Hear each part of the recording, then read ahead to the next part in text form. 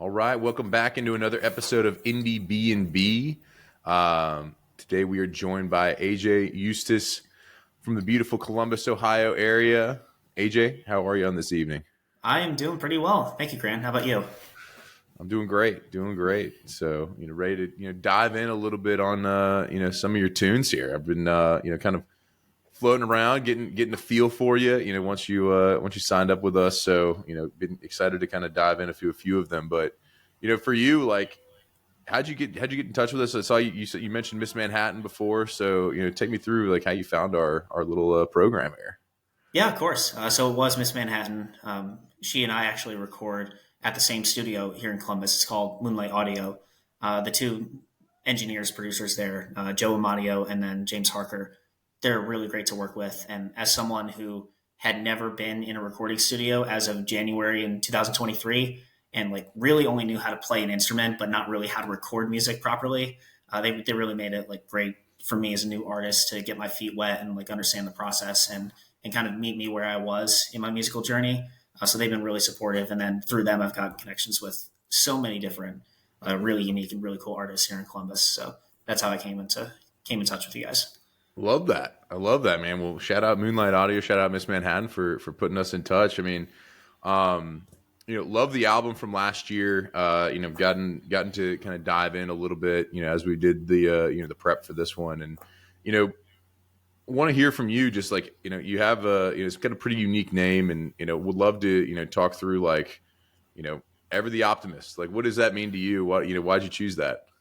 I chose that to kind of be funny because like I come across as this like quiet, dour, kind of like shy guy. Like I'm basically Dollar Said from Game of Thrones in real life.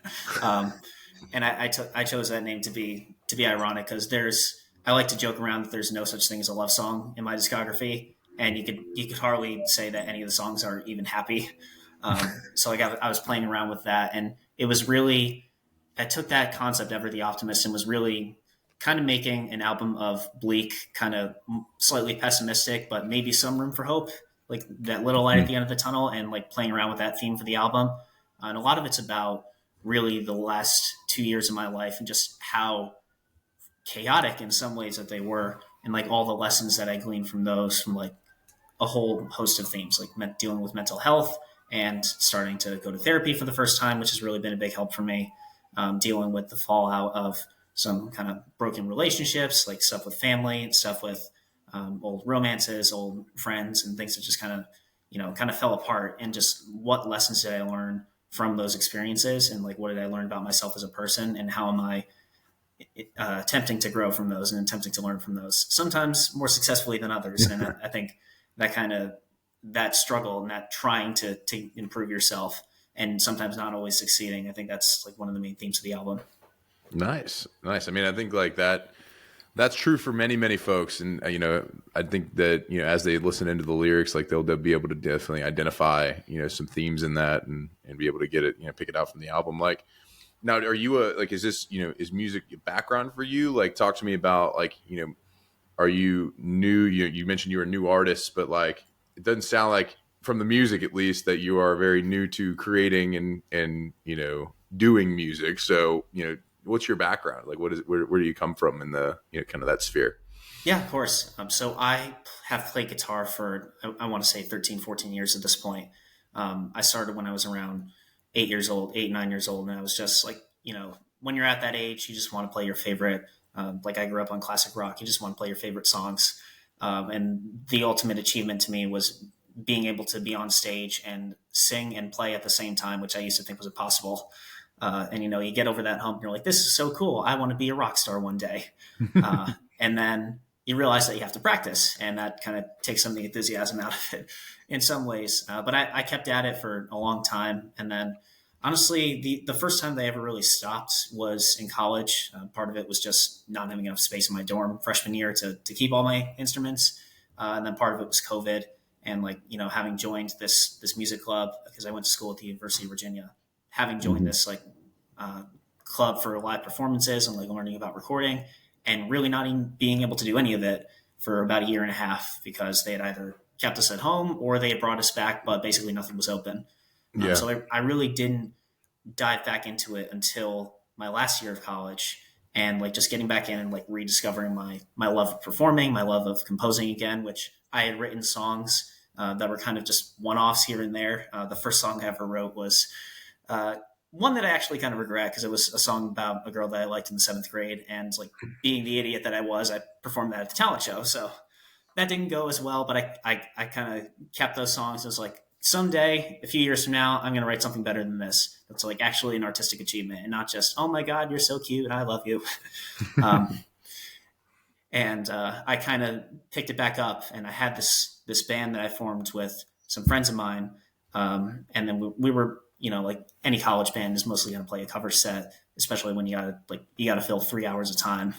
But I eventually started working in more and more of my originals, and I started becoming more confident in like my ability as a songwriter.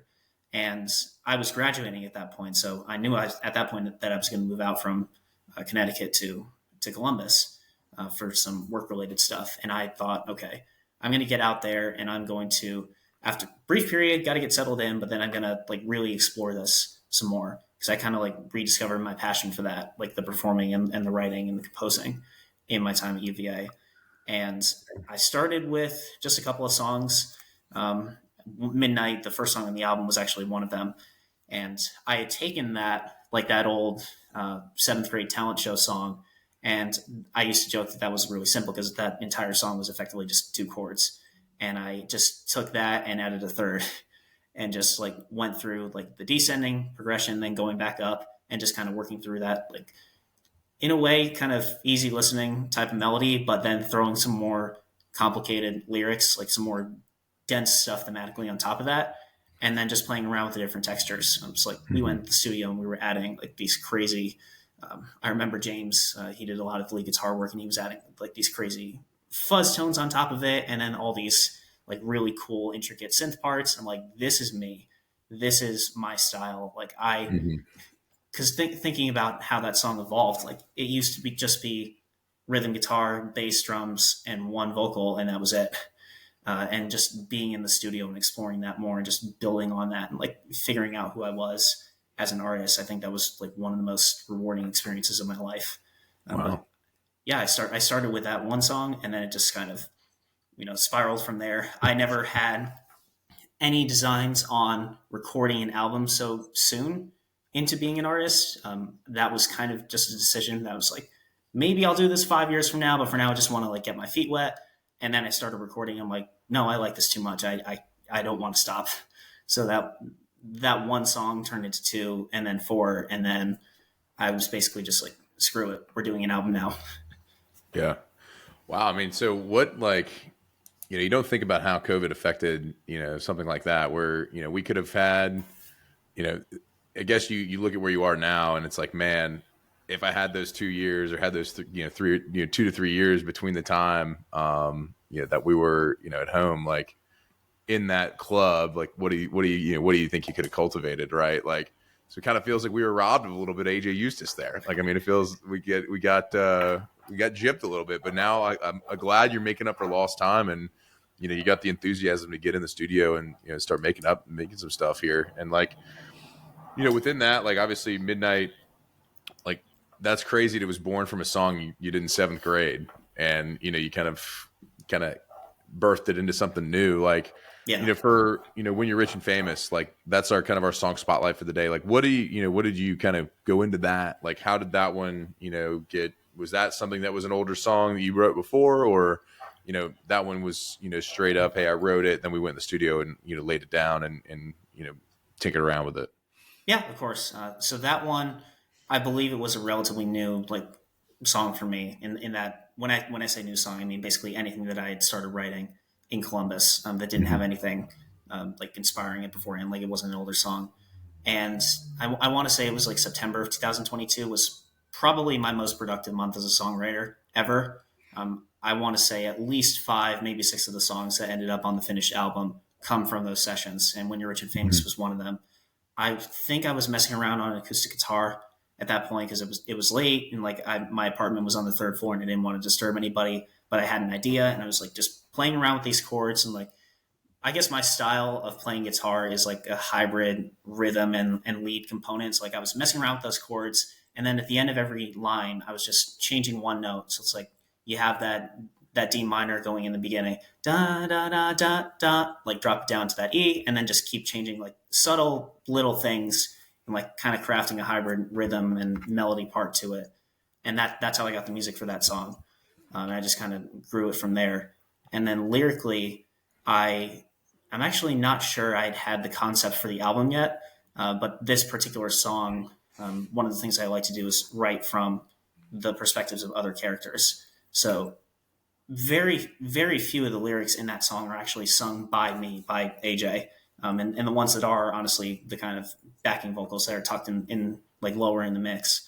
But the main singer is actually like I imagine writing this from my mom's perspective, actually, because that the title "When You're Rich and Famous" is actually something that she used to say to me and my brother and sister when we were kids, just like, that joking tone when your parents are like, "Oh, I'm so proud of you, like you're going to go places. When you're rich and famous, will you buy me like a fancy house, a nice car," stuff like that, like really kind of lighthearted. And I took that concept and that phrase, "When you're rich and famous," and that really stuck with me, and kind of twisted it a little bit into thinking like, what if this is more? What if this is bleaker? What if this is not like, a parent's thinking about their kid who's grown up, they graduated college, and now they've moved further away, and like just thinking, are you still taking care of yourself? Like, like what's going on in your head, what's going on in your life, and it's like not necessarily caring when you're rich and famous. Like, are you even going to get there? Like, what is being rich and famous to most people? What is it to me? Like, do I want to be a millionaire someday, or do I just want to like be happy? Like, do I want to live a life that I could say I'm pleased with and that I've done something meaningful? And just kind of playing around with that theme in the song. I love that. I love that. I mean, I think the perspective of like, are you taking care of yourself? That mom kind of feel. Everybody has experienced that and can definitely identify. And like everyone has had that phrase has been said to me as well. Hey, when you're rich and famous, don't forget me. That's and I say it to everybody who comes on this show. So AJ, when you're rich and famous, please don't forget us. Don't forget that we had this one here. Well, that's awesome, man. I mean, like, obviously going in, you had a lot of momentum and, you start, you kind of bowl out this album here. Like when you're creating the album, like what is the, thought process on live sets? Like, obviously you have the experience being in the cover band and like, you've done that, whole entire, time with a band, but, being just on your own, like when you're creating something on your own, like how do you kind of project that? Or if you're going to do a live set, how are you going to do it? Like what's the how are you planning those things? Yeah, of course. So I think with my style of music, and I tend to describe it, and at least my producer Joe tends to describe it as art rock. I think one of the main things for me is going into it and knowing that I'm trying to build a piece of music that is pretty dense in terms of the production. There's God knows how many synth parts and piano and stuff like that. And then the guitars in some areas can be pretty layered. Midnight and When You're Rich and Famous being a couple of those examples. And knowing that unless I have 10 or 12 people on stage with me, it's going to be impossible to play it note for note, So I think the main thing is just don't try to recreate the song, but try to capture some of that like same spirit, the energy behind it. And then when you're in the studio, in a way that approach is kind of liberating because you don't have to worry about like, okay, I can only have a one rhythm guitar and one, maybe two lead parts. Like I'm not necessarily writing an album that is easy to play live. It's going to be really hard to play live, but in a way that kind of frees me up creatively to be like, I'm just going to record a good album. And if that means it's difficult to play live, at least entirely recreate it, so be it. It's more about like crafting that piece of music that is really well produced and like is really fully fleshed out for me. I'd say it's a big thing. And then as for the live performance, I just like to have fun with it. Like I was saying earlier, when I'm not performing music, I tend to be a little bit shy, and I kind of like I honestly kind of approach performing as like, why not just mess with people? Like, why not have this alter ego on stage that's just like a lot more expressive and outgoing, especially now because in a lot of my older performances, it was just a trio with me being one of them, and I would play guitar, like rhythm and lead for the entire set. And I kind of felt stuck, like I had to stay at the mic the entire time. I couldn't really move around as much as I would like. Now I have another guitarist. His name is Eric, and Eric is really good with understanding my like sonic direction and what I want the guitars to sound like live. And he frees me up to kind of just be a singer, wireless mic, and just roam around on stage, go do some crowd work, just like interact with people more, and like bringing a whole new kind of energy into it. That's something that I've really enjoyed. And then just being like, you know, before a show, I can be really quiet and just like, I am laser focused. I can't be distracted right now. I'm just like zeroing in. I'm like, okay, I'm going to get on stage. I'm going to do my thing and I'm going to do it well. And like, it's kind of funny because some people will come up to me and be like, dude, are you okay? Like, I feel like you're about to spontaneously combust. Like, you're just like a nervous wreck and I don't know what's going to set you off. And I honestly heard that at my album release show actually in August. And I was like, that's kind of funny. And now I'm just going to surprise them when like I get on stage, just like, if this is passive AJ, I just want to be an animal. You know, I want to surprise people. And then as soon as the last song is over, I'm like, thank you, good night. Well, check me out on Spotify. And I'll just like immediately go back to, okay, now we're back to quiet, shy AJ. Wow. And then that same person, it was actually my bassist Brandon, his dad came to the show and his dad was a musician himself. And he's like, I have never seen somebody go from quiet, like Spock mode almost, if you like Star Trek, to wild animal right back to Spock mode at the end of the show. And I was like, I take that and I will wear that as a badge of honor. Thank you. Yeah. I mean, if that's exactly what you're going for, I love that. I mean, I think, you know, you can liken it to, you know, somebody just getting ready for, you know, a big test or a big production. Like you want to get all the details right. You're going over what you're, you know, going to do in your head probably 50 times. And like, you know, you're just locked in. I mean, that's nothing new to that I've ever, you know, not heard, but I love that there's a juxtaposition where you just like, as soon as the show's over, you're back to just business like that. Yeah. That's awesome. You know, generally people are, you know, still kind of like, you know, I've talked to a lot of bands after their sets. I'm like, man, I love your set. They're great. They're like, oh man, thank you so much. Like, you know, they're kind of the same personality, but I love that you got a little bit of like, hey, I'm that guy on the stage, but off the stage, like I'm not that guy. Like I'm a performer, and you truly get like, it's truly more of a performance than anything else. Cause you're kind of going out of your, you know, a little bit out of your element on that. And then, you know, getting back in your element right after. Oh, definitely. I just like to have fun with it. You know, that's the main thing for me. Yeah. I mean, like you mentioned crowd work. I mean, what are we talking about here? Are we getting in the crowd? Are we doing some surfing, or like what's the main move, I guess, for the animal? I wish. I'm so afraid of like cracking my skull if I try to go for it, and like I don't know if it's later at night, not as many people are there. It's just like crack and like, well, there goes my performing career. Like I remember at the album show, I mostly stuck to the stage, but I was like moving around more and like trying to do that like. I don't know. I must have seen the Queen at Live Aid performance a million times, like just doing some of those like hand motions that Freddie always used to do. I remember just kind of on impulse, I was playing one of the album tracks, Egomaniac, and it's like this really fast, upbeat kind of 80s REM inspired alternative rock song. It's by far the fastest song on the album. So like I tried to have some fun with that, and I was matching the tempo in the middle of that solo because like I didn't have to sing anything. It's just like, oh, you can just like throw in some antics and like see if anyone remembers it the next day, you know? And like, I don't know why. I had never even heard the entirety of Hot to Go at that point, but like I knew the dance from TikTok and I was just like, fuck it. Like, like trying to match the tempo, and then I just do it. And then I see my friends, one of my friends, in the audience in the front row is like, oh my God, did he just do that? And I'm like, yes, I did. Close my eyes, like immediately go back to singing. That's awesome. You get to pop in those little Easter eggs every now and then, get people talking. I love that. Yeah. I love that, man. Well, you know, as you've gotten the album out, is there a tour? Is there kind of the, you know, what's the follow up like, you know, as we get in here and we're well into 25 here, like what's that look like for AJ Eustace?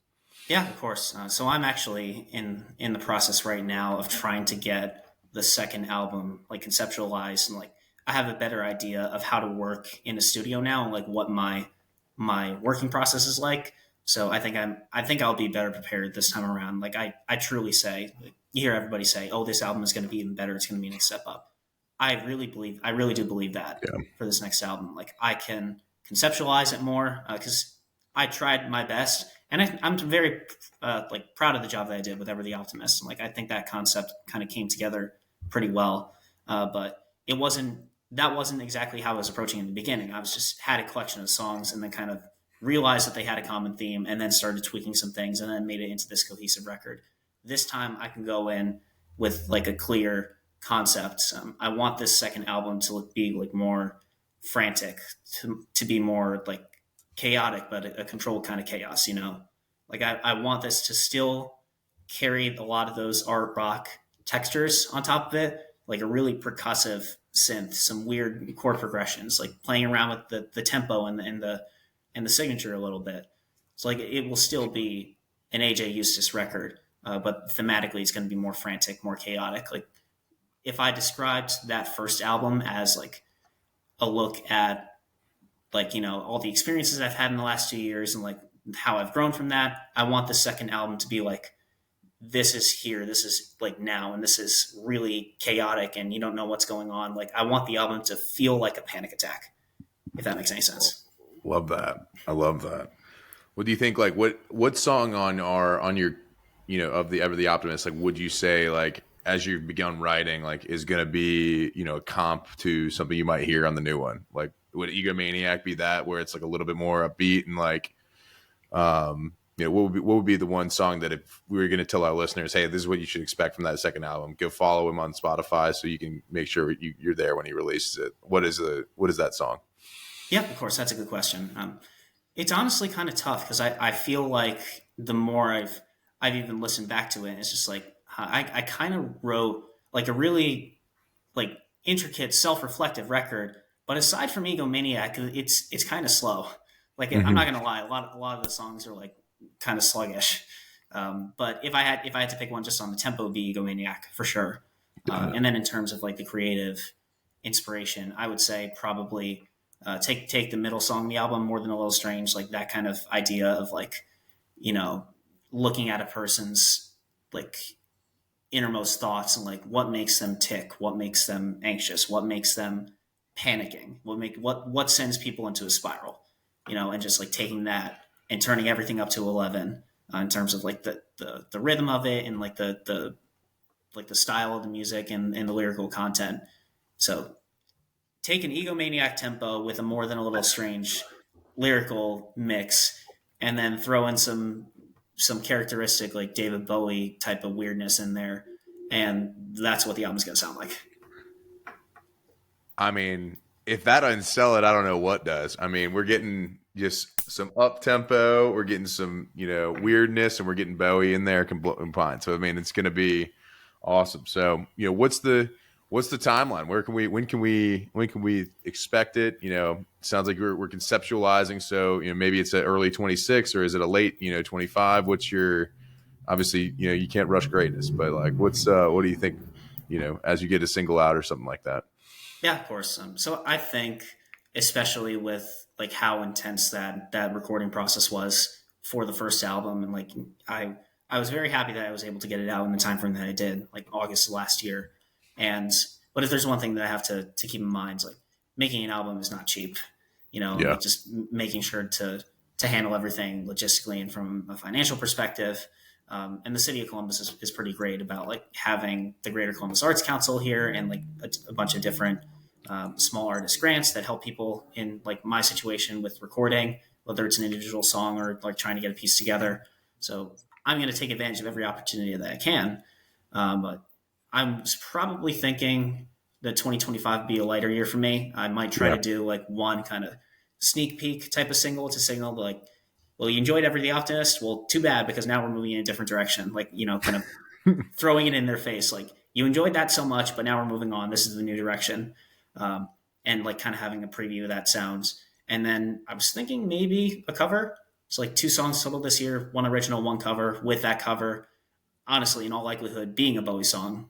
Just like something that kind of stylistically is reminiscent of what I'm going to write on the second album. Probably my favorite Bowie album of all time is The Next Day, 2013. That was one that I actually got in my sophomore year of high school, one of my classmates gave that to me as a Secret Santa gift. And that Hmm. was the first Bowie album, first album period that I had just listened to front to back. And I just kept going through it. And like, you know what? I grew up on greatest hits. I grew up on classic rock. And this is something that's very different. And that's like, that was probably the first time that I discovered, like, if I ever want to do this, this is the direction that I'm going to go. Like this style of chaotic Wow. art rock.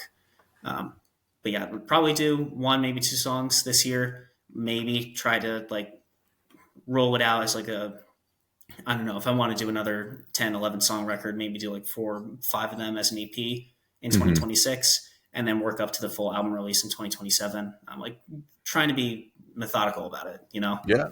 Yeah, certainly. I mean, I'm sure it's, obviously the lot of logistics that go into it. So I think, I love the plan. I love the vision, and, it could come quicker, it could come earlier. It depends on a lot of different things, I'm sure. So, speaking of chaos, we'll roll into a little bit of Pete Peterson's party pack of questions. These are 20 rapid fire questions right in a row. AJ Eustace, are you ready? I'm going to do my best. Let's go for All it. right, here we go. Cake or pie? Pie, chocolate cream specifically. All right, all right. Salad or soup? Soup and wonton soup. Wonton soup. All right. Sunrise or sunset? What are you seeing more of these days? Sunset, especially with Sunset. daylight savings. It looks beautiful out around 7 o'clock. I tell you what, I'm now golden hour Grant. I love the golden hour, man. That is, I live for that. So, would you rather hit a home run or score a touchdown? Home run. I honestly don't like football. All right, fair enough. Night in or night out? What are you having more of these days? Night in. Night in. All right.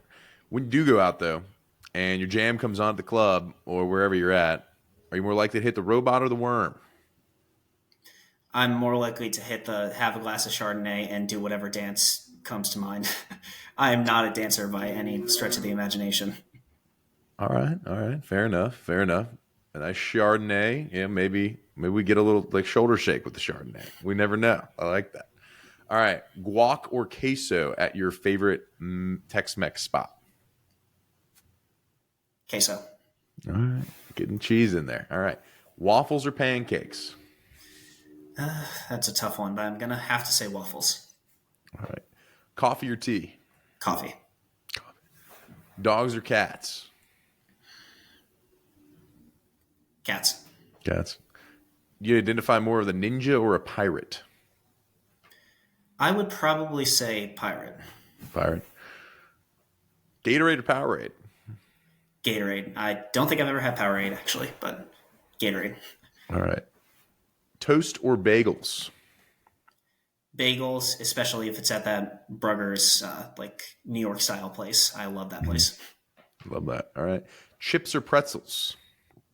I'm going to say chips. Chips, more versatile. I like it. Fries or tots? Fries. All right. After a long day, TV show or a movie to unwind? I'm going to say TV show. I love doing my like Sopranos and Breaking Bad type of rewatches. Love that. All right. Are aliens real? Yes, and it's just taking a frustratingly long time to find them. Yeah. What about Bigfoot? Nah. Nope. Is love at first sight real? No, I don't think so. I'm not that optimistic. All right. Give us two artists that we might not know that we ought to check out. It can be from Columbus, can be just people you've been listening to. Yep. Give me two people. All right. I'll go one throwback. They're a group from the 1980s, I think. And the genre is like something weird. It's called like Paisley Underground, but it's The Rain Parade. And the song that I absolutely love is called Kaleidoscope. And it's basically like what if 1960s folk inspired like harmonies had survived into the electronic era. They take a lot of inspiration from the Byrds, I think. But that one song, Kaleidoscope by The Rain Parade, is absolutely brilliant. I think I just discovered it randomly at one point in my last year of college. I'm like, how have I never heard this before? Yeah. And then I'll go with the local for the second one. They're this electronic alternative pop group in Columbus called Vitruvian Soul. They put on one of the best live shows I've ever seen, and that is not an exaggeration. Like they have it almost feels more like you're going to a musical than you're going to like a Hmm. band's performance. Like they have the lights and like everyone's in character, everyone's in a costume. Like they even have like these like inter-song transitions that make it seem like it's like a whole cohesive story. Like you're literally watching a musical and everything is so well produced and so well thought out. But yeah, that band Vitruvian Soul is just absolutely brilliant. All right, Vitruvian I Vitruvian. I am. All right, Vitruvian Soul. I love Yep. that. All right, we'll have to check that out. So Rain Parade and Vitruvian Soul. Check them out. Those are AJ Eustace, stamp of approval artists that he's digging on. So the last question, kind of the similar vein, but I've been asking people to take out their, whatever they stream music on and share with us their last search. So if it's Spotify, what's your last search on your Spotify? So All right. I'll do the same as as per tradition. But go ahead, give me what your last search was on your streaming. All right. Let me see. Oh yes, it was the Ballad of John and Yoko by the Beatles.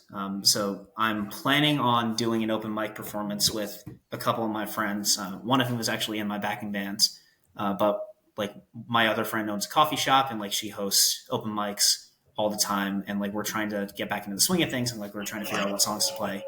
And that one has always stood out to me as like it was a number one hit, sure, but among number one hits and among Beatles songs, Yeah, probably pretty underrated. But I just absolutely love it. So that yeah, I was listening to that and I was like, this song's pretty good. I should check this one out more. And like I immediately sent that to the group and like, let's do this. yeah. Awesome. Well, mine is "Dissolve" by Absolute Facto. So I don't know if you've heard that one, but it's an older hit from 2021.